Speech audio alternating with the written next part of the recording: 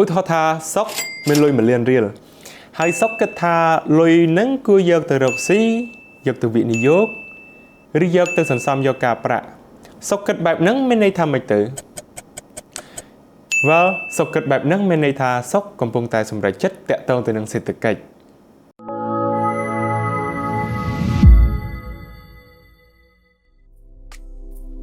អ្នកទាំងអស់គ្នាប្រកាសជាធ្លាប់ឮហើយគេថាសេដ្ឋកិច្ចជាការសិក្សាពីលុយការគ្រប់គ្រងអាជីវកម្មការសិក្សាពីការគ្រប់គ្រងធនធានកម្រធនធានធម្មជាតិអីចឹងទៅហើយអ្នកខ្លះទៀតគេក៏និយាយថាសេដ្ឋកិច្ចគឺជាការសិក្សាទៅលើគោលនយោបាយជាតិជាដើម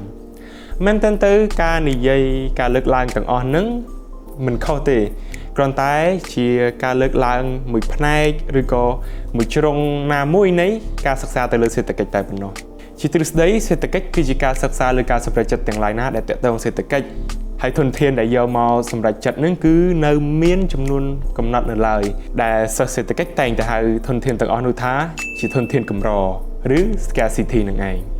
ចុះធនធានកម្រទាំងអស់នោះមានអ្វីខ្លះទៅធនធានកម្រទាំងអស់នោះមានដូចជាធនធានធម្មជាតិធនធានមនុស្សមូលធនមនុស្សលុយសូម្បីតែពេលវេលានឹងក៏រាប់ចូលថាជាធនធានកម្រផងដែរអត្ថន័យម្យ៉ាងទៀតសេដ្ឋកិច្ចគឺជាការសិក្សាពីការគ្រប់គ្រងនិងការបែងចែកធនធានកម្រដើម្បីផលិតជាទំនិញឬសេវាកម្មគ្រប់គ្រងនៅលើទីផ្សារដើម្បីបំពេញតម្រូវការរបស់អតិថិជនអញ្ចឹងទៅដើម្បីងាយយល់តោះយើងឧទាហរណ៍បន្តពីឧទាហរណ៍ខាងលើឧទាហរណ៍ថាសុកបានយកលុយ1លានរៀលហ្នឹងទៅរកស៊ីដាំអំពៅហើយកែច្នៃទៅជាស្ករអំពៅដើម្បីផលិតលក់នៅលើទីផ្សារដើម្បីស្វែងរកប្រាក់ចំណេញអញ្ចឹងឧទាហរណ៍នេះបង្ហាញថាសុក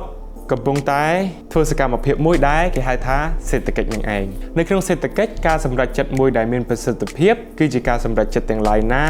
ដែលធនធានកម្រនឹងត្រូវបានបែងចែករៀបចំចាត់ចែងបានយ៉ាងត្រឹមត្រូវហើយពេលខ្លះទៀតនៅពេលសម្រេចចិត្តនឹងគេក៏វិភាគទៅលើឧបករណ៍មួយដែលគេហៅថា cost and benefit analysis អញ្ចឹងបើចង់ដឹងថា cost and benefit analysis ជាអ្វីយើងនឹងស្វែងយល់ពីវីដេអូក្រោយៗបន្តទៀតវីដេអូថ្ងៃនេះមានតែប៉ុណ្្នឹងទេអរគុណច្រើនសម្រាប់ការទស្សនា